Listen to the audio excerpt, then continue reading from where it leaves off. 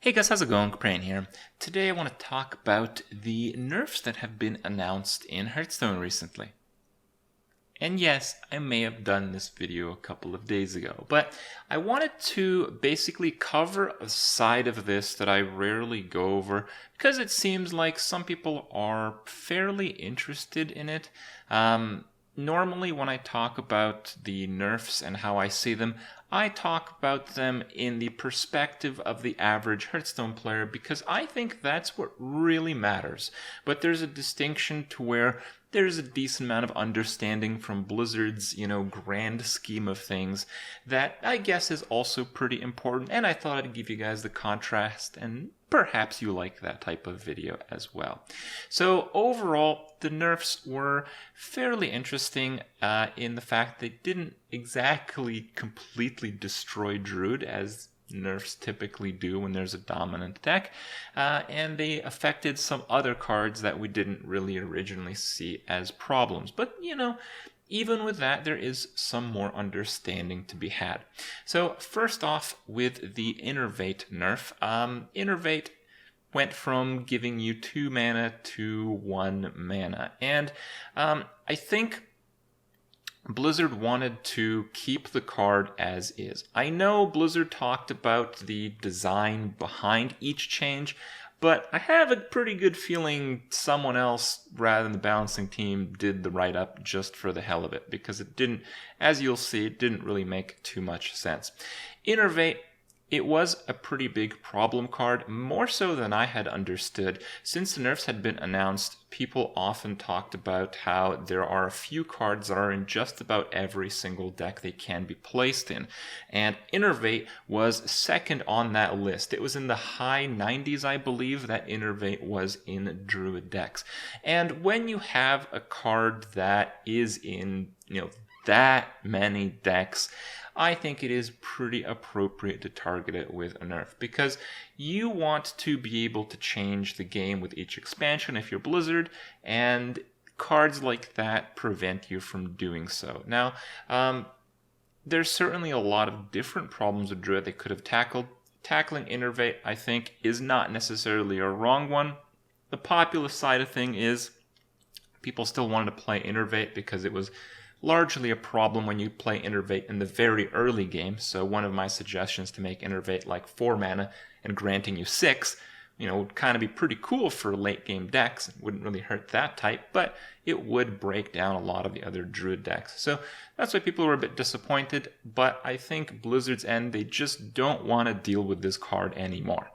I think there are just so many ridiculous 2 and 3 card combos that are just outside the 10 mana range that they no longer want people to constantly abuse the game with. And I think it's just one of those factors that, they want to have Innervate a card where if you want to have this for a ridiculous combo purpose, it has to suck in every other instance. So you really are playing like an extreme high roll, generally for fun deck. So killing off Innervate but keeping it with the same effect is what they came up with. And with that understanding, it's okay. I think the Innervate nerf is relatively fine. The big one, the most talked about one, was the Fiery War Axe nerf. So Fiery War Axe moving from a 2 mana 3/2 weapon, arguably the best weapon in the game, into a 3 mana 3/2 weapon. And we looked into it. There's roughly 5, maybe 6 weapons, even you consider those in Wild, that are actually worse than the new Fiery War Axe. That's really bad. Really bad. But again, Fiery War Axe, as we learned from statistics, showed up number 1 on the list. I think it was very close to in 100% of warrior decks being played. So again, you had this classic card that could just unstoppable, could not be outmatched. Like, you just couldn't make a 2 mana cost weapon better than Fiery War Axe and give it to warrior. So I think Blizzard once again was a bit fed up with it. And again, yes, warrior really needed Fiery War Axe, but maybe, time will tell. And we know that they design expansions 2 expansions in advance. So next expansion, don't count on there being any new warrior weapons, but in 2 expansions from now, I think we might actually see weapons that resemble the old Fiery War Axe. And that might seem kind of dumb, but that would rotate in and they can kind of shape standard as they wish. And it gives them more control over the cards they release.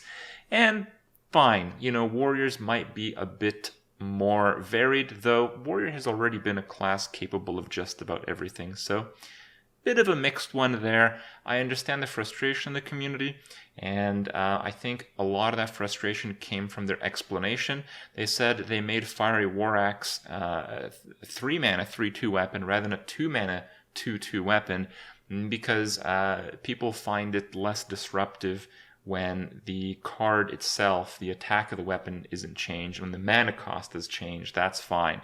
And that, you really have to stretch your boundaries of understanding to get that one. People certainly felt insulted. One guy posted on Reddit that, he's like, fine, whatever with the changes, but he's going to stop playing Hearthstone because he hates constantly being treated like a complete idiot. Fine. Fair enough. I just think it's not really consistent. The other day I was actually playing Jaraxxus in Arena and I had Medivh's weapon on a Warlock, so I attack and then I played Jaraxxus and I actually couldn't attack with Jaraxxus again. Someone like me who monitors patch notes and all that, I didn't even know you couldn't do that anymore. So, that is very big change that you have no idea it's even going to happen. So, we have things like that going on in the game. It certainly seems like someone else is doing these write-ups because, look, even if that's true, even if they think most players are kind of dumb and they want cards to be cards and they want to memorize the attack and the durability but not the mana cost, you probably shouldn't say that. So that was in pretty bad taste, but I think changing Fiery War Axe is a good idea. A bit more into that. I think that the warrior intro experience is very rough, though. Warrior is actually one of the worst classes when you have almost no cards, and there were a few very redeeming cards that helped it out. You had Fiery War Axe, you had Warsong Commander, and you had like a few others that were kind of like B tier. Well, those top 2 are gone. So it is pretty difficult to make a warrior deck if you're a new player, and I think that's something they should take a look at. If we don't want the classic set to keep coming back and stopping new cards from being made, that's fine, but you still want those core cards to be powerful enough so they're always like almost good enough so new players can actually play the game. Yeah, that's another thing. Then we had the change for Hex. Again, it was, I thought, in pretty bad taste, but with some understanding. In this expansion, we saw some extremely powerful late-game cards, and these late-game cards I expect are going to keep coming. Hearthstone, contrast to all the other card games I've seen and played, has the absolute worst late-game cards I have ever seen. I think that is one of the core issues why nobody really plays Control in the long term, among the fact that fast games are more important when laddering up quickly. Those late game cards in Hearthstone, like an 8-mana 8/8, is honestly insulting when you have, even mediocre one drops like Flame Imp, right? You just multiply up the stats, not even close. And we're not even touching like Tunnel Trog and Totem Golem level stuff, We've had it way crazier in the past, and it just doesn't compute. I can see why they didn't nerf Ultimate Infestation, and I honestly thought they wouldn't nerf that card. I did think they would nerf a lot of the other Druid cards more, but I understand that their direction is going to be more aggressive towards playing late game cards. And nerfing Hex lets us do that. The other thing is, it kind of lets us know that they're probably not planning any more balance patches for a while, because Hex certainly did not need a nerf right now. So that might be another issue. Regardless, I can understand the Hex nerf. We have the Murloc War Leader nerf. I think this is the only one that I agreed with. Murloc decks were not very fun to play against, and it largely came off the fact that when they had a decent curved Murloc hand, you really weren't able to kill anything, and the board just got stronger. They just constantly traded up, and it was basically impossible to catch up if you didn't have like a 1-drop or just an immediate answer on like turn 2 or 3. And I think that gameplay is not very fun. The most not fun gameplay in Hearthstone for me are games that end on turn 4 or 5. It's the highest RNG. So, yeah, I don't really have much more to say about that. I think it's about time that got nerfed. I know there's some diehard Murloc players out there, but for me, I've played Hearthstone for a long time. Murlocs have really only been viable in the last year or so. Prior to that, they weren't terrible. You just kind of played them if you liked Murlocs, and it was like kind of like a B-tier deck that you could have some fun with. And I don't mind Murlocs being that. I certainly don't want everyone on ladder playing Murlocs. So, as before, I'm quite happy with the Morlock War Leader nerf. And we had Spreading Plague. Spreading Plague got up to 1 mana. A 1 mana increase on this card I think is relatively significant.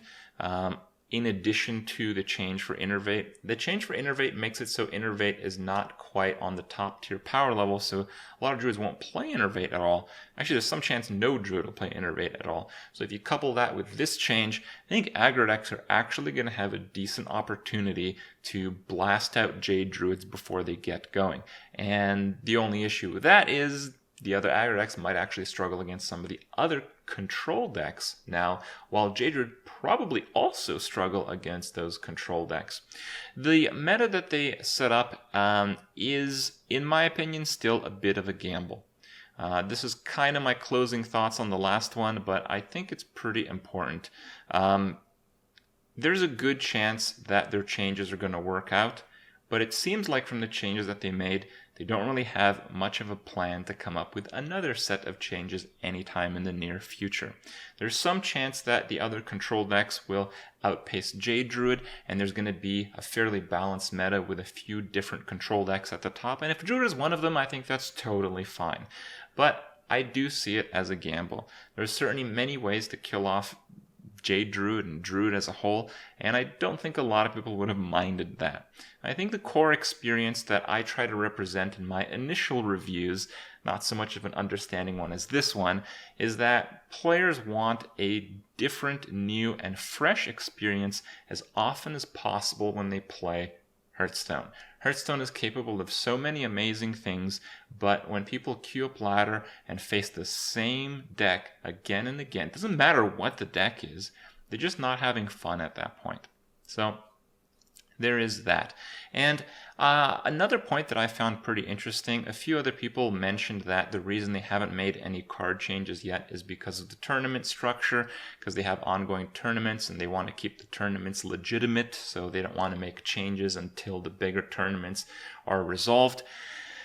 My issue with that is there are a few people that play in tournaments and it matters a lot to them, but I feel like tournaments are mostly interesting if you have a lot of people playing your game. And to have a lot of people playing your game, you gotta make these changes a little bit earlier. I'm pretty happy to see changes at all. I think there's a good chance that they can work out. It's a bit of a gamble. It looks like they have some forward thinking with their future design.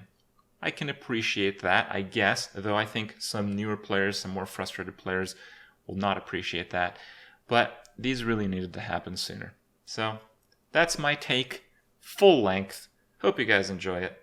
Hope you guys get a bit more insight. And I'll see you guys tomorrow.